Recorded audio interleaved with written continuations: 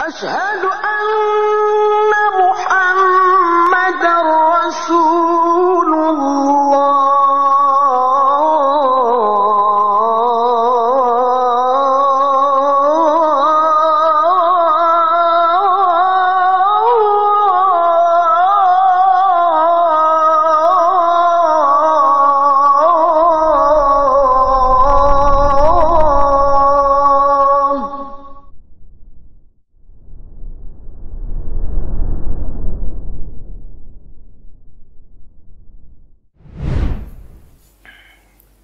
Bismillahirrahmanirrahim. Alhamdulillahirabbil alamin wassalatu wassalamu ala sayyidil mursalin wa ala alihi wa sahbihi wa man tabi'ahum bi ihsanin ila yaumiddin. Allahumma 'allimna ma jahilna wanfa'na bima 'allamtana innaka antal alimul hakim. Allahumma inna nas'aluka 'ilman nafi'a wa rizqan thayyiban wa 'amalan mutaqabbala. Ikhwan dan akhwat rahimani wa rahimakumullah. Biiznillah taala kita akan melanjutkan kajian kitab Sunan Abi Dawud rahimahullah ta'ala, yang mana kita berada di bab 81,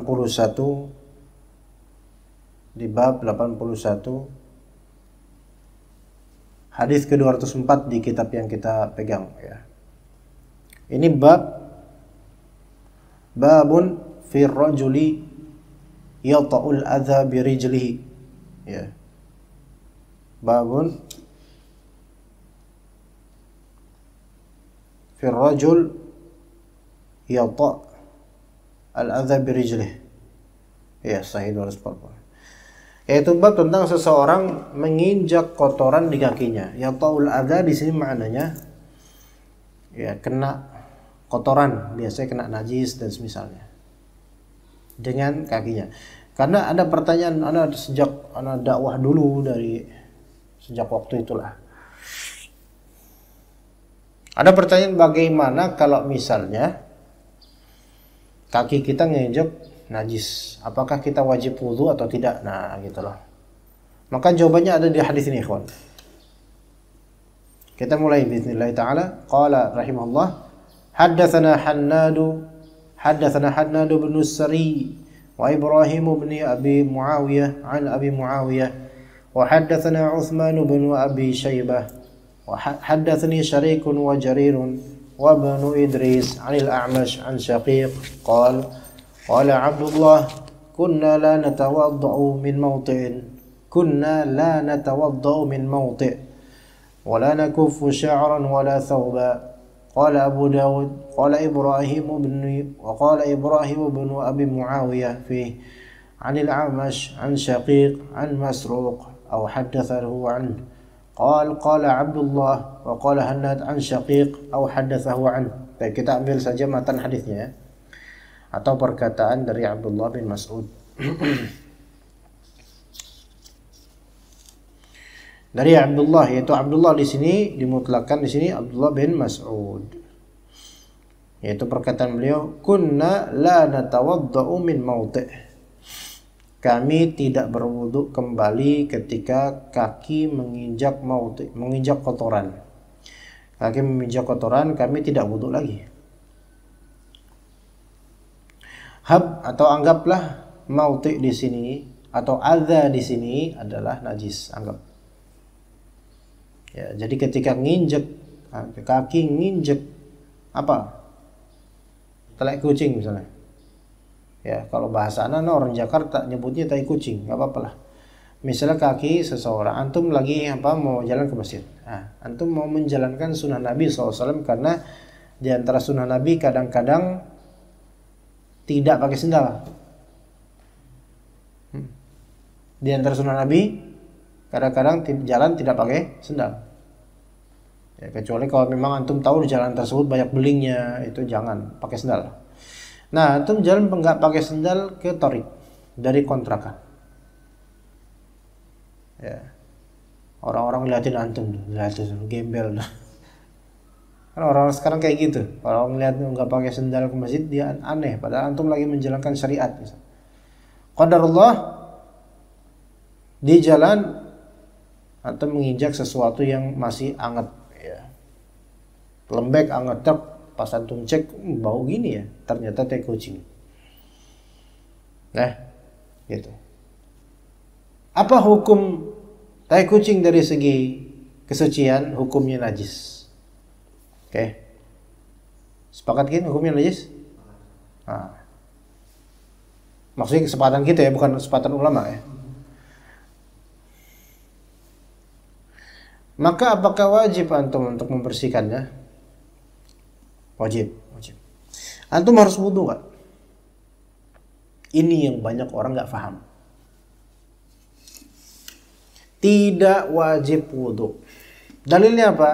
Kata Abdullah bin Mas'ud, kunna la natawadda'u min mauti. Kami tidak berwudu dengan sebab mauti. Yaitu dengan sebab menginjak atau kena kotoran. Ya. Begitu. Jadi sebelum masuk masjid bersihin dulu tuh sampai hilang najisnya. Baru kemudian masuk masjid sholat. Gitu ya. Jadi kalau bukan hadas melainkan terkena najis, maka cukup dihilangkan najisnya. Bukan wudu, bukan. Wala nakufu sya'ran wala thawba, dan kami juga tidak menyela rambut atau baju kami ketika sujud. Paham enggak maksudnya? Kami tidak menyela rambut, tidak pula pakaian ketika mau sujud. Ngerti? Ini rambut kita pendek sih alhamdulillah ya. Rambut antum pendekin? Nggak pernah dia rambut panjang. Orang rambutnya misalnya sampai sini misalnya, ya, belah tengah misalnya atau gimana. Dia pas mau sujud rambutnya kan turun. Sujud biasanya kena tuh di jari rambut-rambut tuh. Paham nggak maksudnya? Nah, orang Indonesia sebagian mengatakan kalau kita sujud dan masih ada di sini penghalang, tidak sah sujudnya. Pernah dengar kayak gitu? Nggak pernah dengar. Jadi kalau misalnya kita sujud, kena rambut atau peci nih, jidatnya, kita sujud, maka nggak sah lo, sujud ini nggak sah tuh, karena kehalang ininya gitu. Pernah dengar? Nggak pernah. Atau di zaman dulu kali ya? Iya. Tapi kenyataannya para sahabat begini, mereka tidak menyibakkan rambut. Artinya ketika Allah turun sujud, itu mereka nggak ngurusin rambut. Paham nggak? Antum coba cari orang yang rambutnya panjang, diterangkan. Dah kebayang? Rambutnya panjang? Pasti bayangan antum sama bayangan Anda. Depannya huruf V bukan? Depannya huruf W namanya. Coba siapa lagi? Ya kan? Nah, ketika dia mau sujud, lo perhatiin besok-besok. Apakah dia menyibakkan rambut gitu terus sujud atau dia membiarkan? Ketahuilah para sahabat mereka membiarkan, cuk gitu. Mau kena kayak mau enggak sujud langsung tanpa menyibukkan diri, menyibakin. Kalau misalnya seseorang rambutnya panjang dan dia kemudian mempersulit ketika mau sujud kemudian gini dulu repot gini dulu gitu, maka sebaiknya dicukur itu rambut. Dicukur, nggak usah menyibukkan dia dari dalam gerakan. Ini kan kayak gini nih, ini rambut, terus dia kayak gini tuh gerakan sholat bukan? Bukan gerakan sholat, bukan. Dia ngapain melakukan gerakan di luar sholat? Nggak perlu. Ya.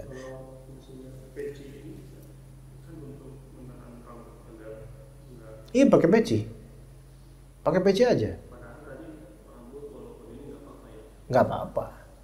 Ya pakai peci dianjurkan kan. Kalau misalnya kita ke masjid ke tempat, hah? Nggak apa-apa. Nah.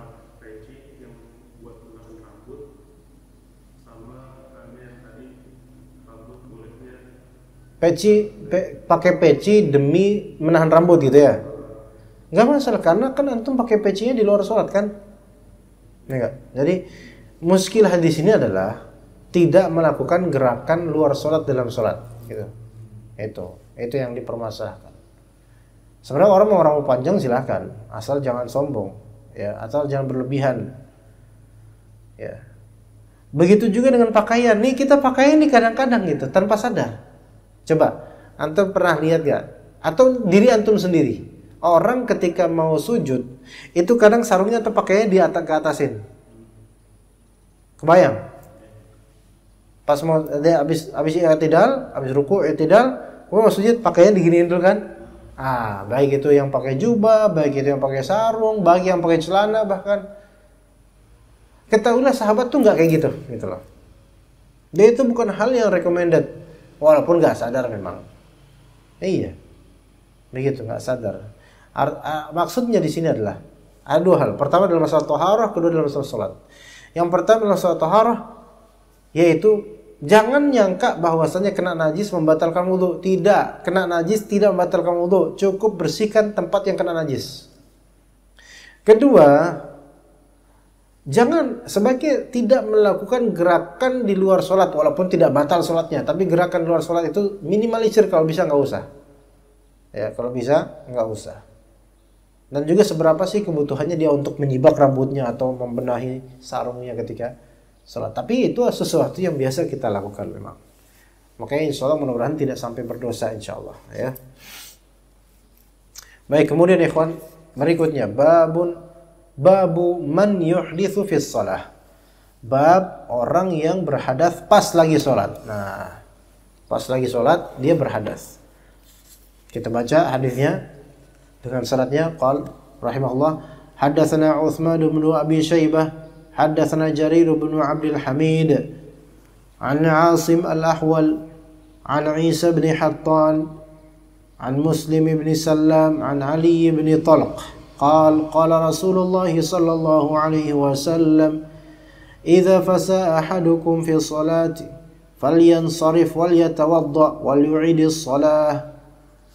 Kata Nabi SAW dalam riwayat Ali bin Talq, yaitu idza fasa ahadukum fi shalah, jika seorang di antara kalian fasa. Nah, fasa ini yaitu kentut, ya, kentut yang apa? Yang suaranya ringan, ya, atau bahkan bi ghairi saut. Dikatakan di sini fusa itu adalah rihun yakhruju min asfalil insan, angin yang keluar dari bagian bawah manusia, dari bokong, ya. Bi ghairi sautin yusma', tanpa suara terdengar. Bal yu'lam bi raihatih, tapi bisa ketahuan dengan baunya. Mungkin ya, nggak ada suaranya, gaib suaranya, tapi masuk ke hati orang baunya. Itu fusa namanya. Ya, itu namanya fusa. Adapun yang besar suaranya, yang kadang-kadang nggak bau, itu namanya durat. Idza fasa ahadukum fi shalah, kalau misalnya seorang dari kalian kentut siri. Ada nikah siri, ini kentut siri. Ya, dia kentut tapi tidak kedengaran suaranya. Dan dia melakukan itu atau keceplosan itu dalam sholat. Maka hendaklah fal yansarif, hendaklah dia yansarif. Apa arti yansarif, ikhwan? Hendaklah dia, insiraf itu artinya berpaling. Hendaklah dia berpaling. Maksudnya berpaling di sini dia membatalkan sholatnya, karena keluarnya angin dari dubur itu membatalkan wudu. Ya, namanya batal wudu, ya batal sholat. Ya.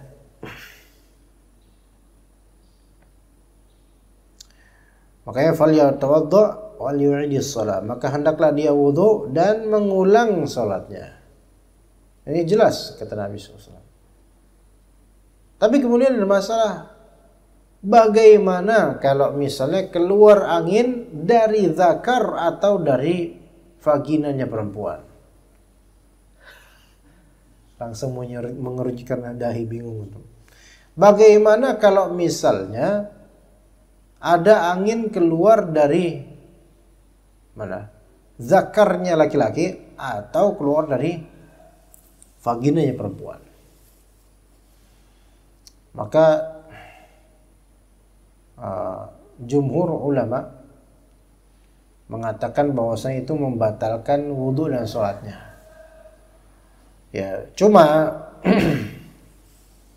sebagian ulama dikatakan oleh Ibnu Aqil dari kalangan Hanabilah,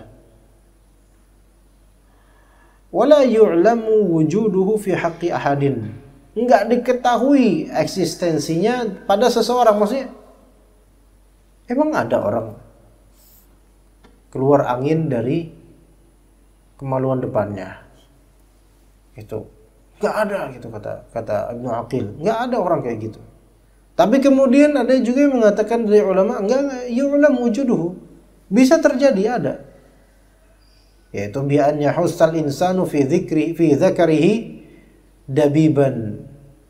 Kalau ya bisa ada, kalau misalnya seorang manusia merasa di zakarnya itu ada sesuatu yang merayap. Di dalam zakarnya ada sesuatu yang merayap. Kemudian ceplos gitu, tapi bukan air. Nah, itu angin. Itu ada yang mengatakan gitu. Allah alam dah. Menurut antum gimana, Wi? Antum kan laki-laki. Gak pernah kebayang ya ada angin keluar dari zakar? Enggak ada. Enggak tahu dah. Ya, wallahu alam. Tapi sebagian ulama mengatakan kalaupun itu terjadi tidak batal wudunya, karena hal seperti ini hal yang meragukan. Ya. Hal yang meragukan dan bukan keluar dari dubur, sementara hadis menunjukkan di sini keluarnya dari dubur. Kok anginnya keluar dari dubur? Maka siapa yang kentut pas lagi sholat, kalau kentutnya kecil saat tanpa suara aja, itu batal sholatnya. Apalagi kalau kentutnya gede, maka itu ya batal juga tentunya. Maka hendaklah dia wudu wal yu'idis shalah, dan dia ulang sholatnya dari awal. Jadi batal udah kelas. Jadi ulang dari awal. Baik, kita lanjut ke bab berikutnya. Babun fil madhi, bab dalam bab tentang madhi. Apa itu madhi?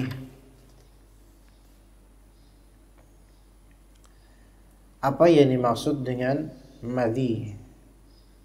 Ya, madhi yaitu cairan. Cairan yang keluar. Ma'un abyad, cairan bening putih raqiq, tipis tapi lazij, dan dia nempel, keluar ketika sedang bercanda sama istri misalnya, atau keluar ketika mengingat jima atau pengen jima, dan keluarnya itu tidak begitu terasa dan tidak ada konsekuensi lemes setelah keluar. Itu madhi. Ya, jadi madhi itu keluar biasanya karena syahwat, tapi dia tidak sampai derajat mani, ya. Taib, hadis ke-206. Haddatsana Qutaibah bin Sa'id, haddatsana Ubaidah atau Abidah bin Humaid al-Hadza 'an Rukain bin Ar-Rabi' an Husain bin Qabisah an Ali radhiyallahu anhu. Qal kuntu rajulan madza. Ali bercerita, saya itu pria yang sering keluar air madhinya. Faja'altu aghtasilu hatta tashaqqaqa dhahri. Maka saya pun rajin mandi, karena setiap keluar madhi mandi, keluar madhi mandi, keluar madhi mandi, sampai punggungku itu terasa kayak mau terbelah, mau pecah karena seringnya mandi, karena seringnya keluar madhi juga. Fadzakartu dzalika lin-nabiy sallallahu alaihi wasallam au dzukira lah. Maka aku ceritakan hal itu kepada Nabi, atau diceritakan kepada Nabi sallallahu alaihi wasallam oleh temannya, yaitu dalam riwayat lain ada nanti Ammar, ada riwayat lain Al-Miqdad, ya. Faqala Rasulullah sallallahu alaihi wasallam, maka Rasulullah sallallahu alaihi wasallam bersabda, la taf'al, jangan lakukan itu. Maksudnya jangan mandi terus setelah keluar madhi. Idza ra'aital madhiya faghsil dzakaraka wa tawadda wudu'aka lis-shalah. Kalau misalnya engkau melihat madhi, ya keluar madhi, lihat di sini lihat. Idza ra'aital madhiya, yaitu kalau misalnya ini kamu melihat madhi keluar. Jadi cek dulu itu madhi atau bukan. Ada kadang-kadang kita itu lagi jalan biasa gitu, tapi kita kan nggak tahu keluar madhi atau enggak. Ya, misal antum lagi jalan di pasar Keranggan, lagi jalan kaki di pasar Keranggan mau belanja, ya. Kemudian ternyata gejolak syahwat antum membesar gitu. Antum tahu nggak keluar madhi atau enggak? Kan nggak ada rasanya kan? Apakah antum wajib untuk ngecek di jalan tersebut?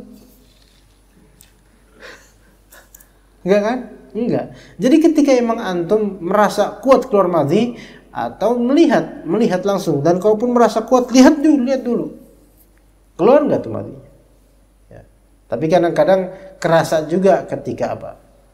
Ketika cairan tersebut kan nempel di celana dalam, kemudian kok ada dingin-dingin. Nah, itu tuh kerasa. Maka lihat ada madhi atau enggak.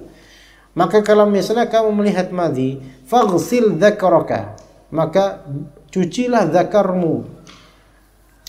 Kata sebagian ulama, zakar di sini mutlakkan ke batang zakarnya dan juga ke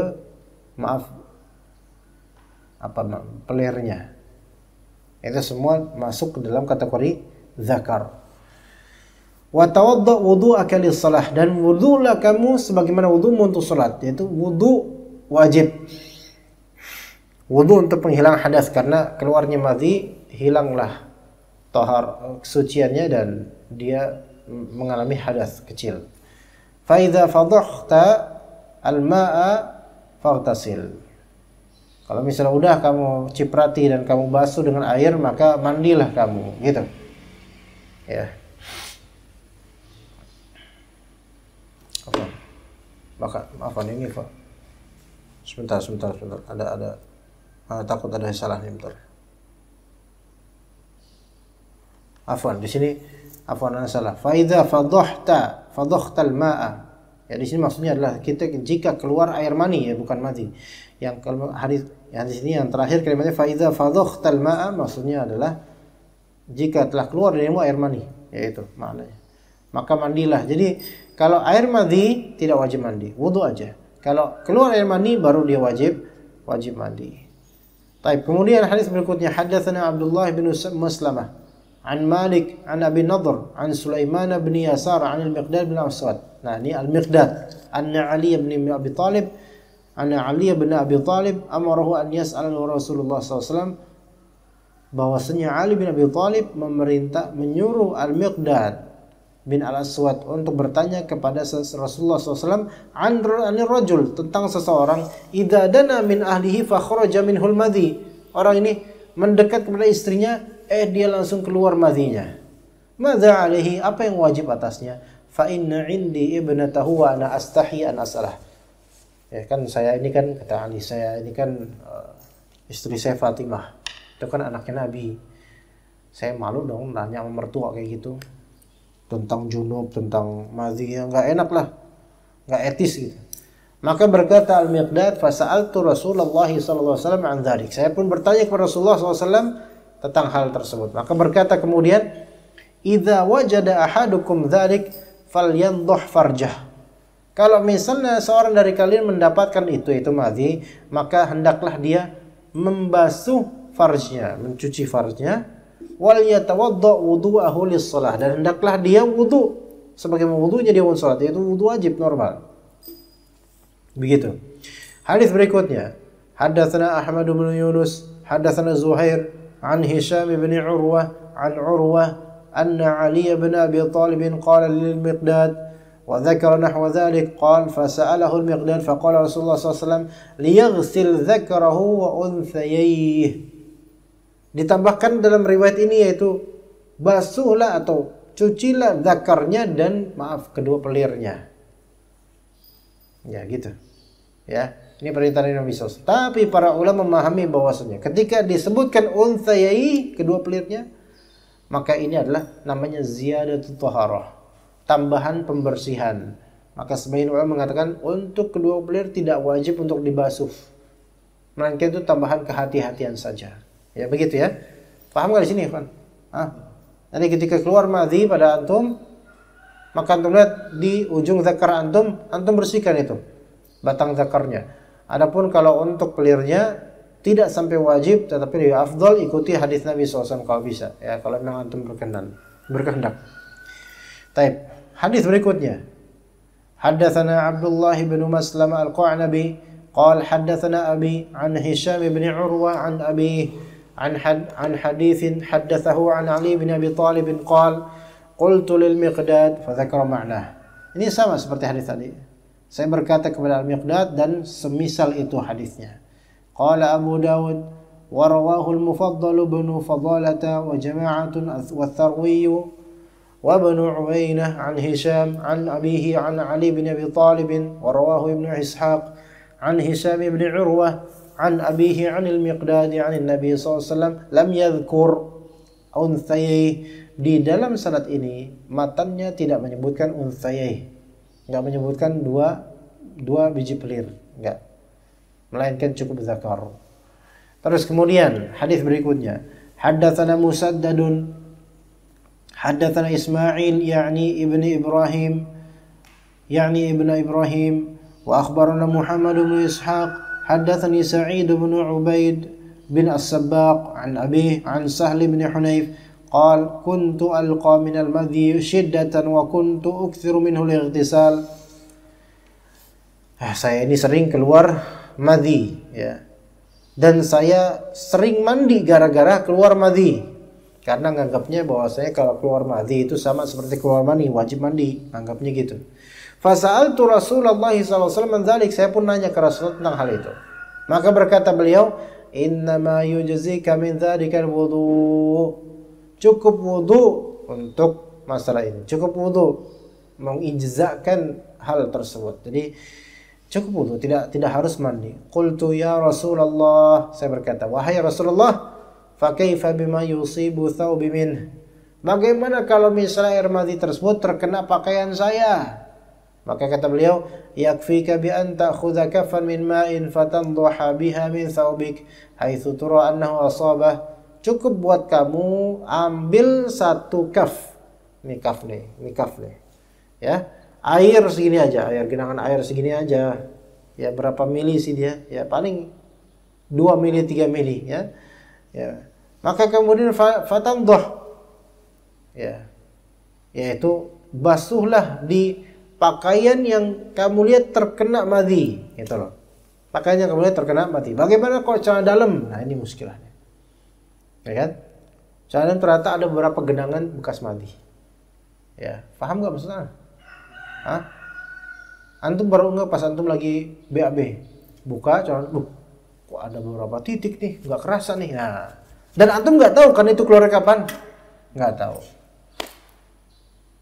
Maka Allah alam baru terjadi hukumnya ketika antum melihatnya, gitu loh. Ketika antum melihat pulau-pulau di sana dalam itu, ya, maka antum bukan ini sih, bukan, antum bersihin, dah selesai. Paham nggak sini?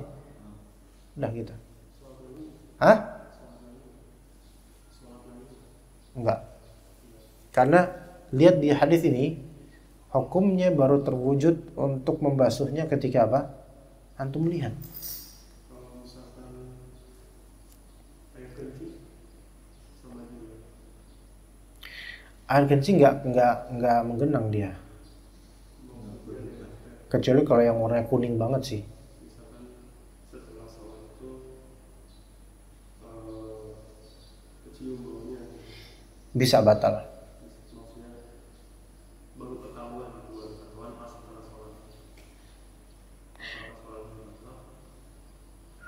Ya, kalau air kencing batal ya.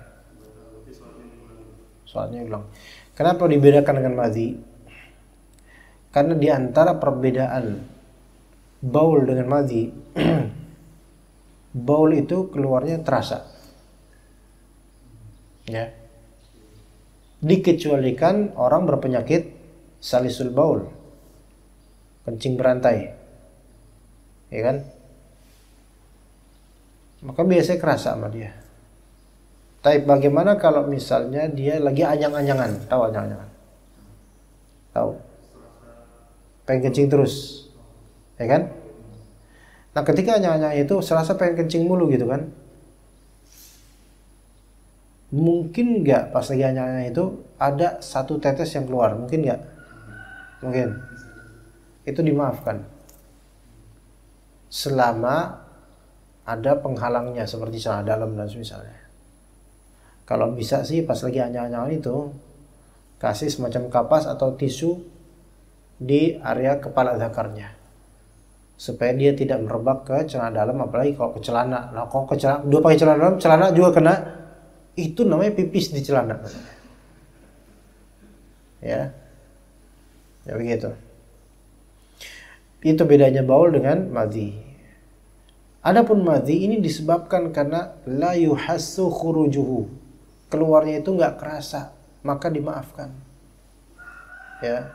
Dan dia baru terwujud hukumnya untuk mencucinya dari pakaian kita, entah celana dalam atau celana, itu ketika apa? Ketika kita melihatnya. Ketika kita melihatnya. Dan kadang-kadang kita baru kelihatan tentangnya kapan? Pas kita lagi BAB, pas kita mau mandi, ya buka celana dalam, loh, kok cawatnya kayak gini gitu kan? Banyak pulau-pulau. Dan antum nggak tahu pulau apa itu kan? Mungkin aja kemungkinan besar itu sih pulau madhi, karena kalau kencing itu nggak kencing itu lebih banyak dia, nggak. Biasanya cuma setetes doang kalau madhi setetes gitu. Gitu. Kalau kencing kan enggak. Ya, biasanya enggak kan? Kencing lebih banyak. Dan juga kencing yang bening itu insya Allah nggak membekas biasanya. Karena tergantung warna celana dalamnya. Kita nggak usah ngomongin celana dalam, ya kita lanjut ya. Lanjutnya hadis terakhir, haddatsana Ibrahim bin Musa, akhbarana Abdullah bin Wahab, haddatsana Muawiyah yani ibn Salih, anil Ala ibn al-Harith, an Haram ibn Hakim, an ammihi Abdullah bin Sa'ad al-Ansari, قال سألت رسول الله صلى الله عليه وسلم عما يوجب الغسل. Kata Abdullah bin Sa'ad al-Ansari, saya bertanya kepada Rasulullah SAW tentang hal yang mewajibkan mandi apa aja. Hal yang mewajibkan mandi.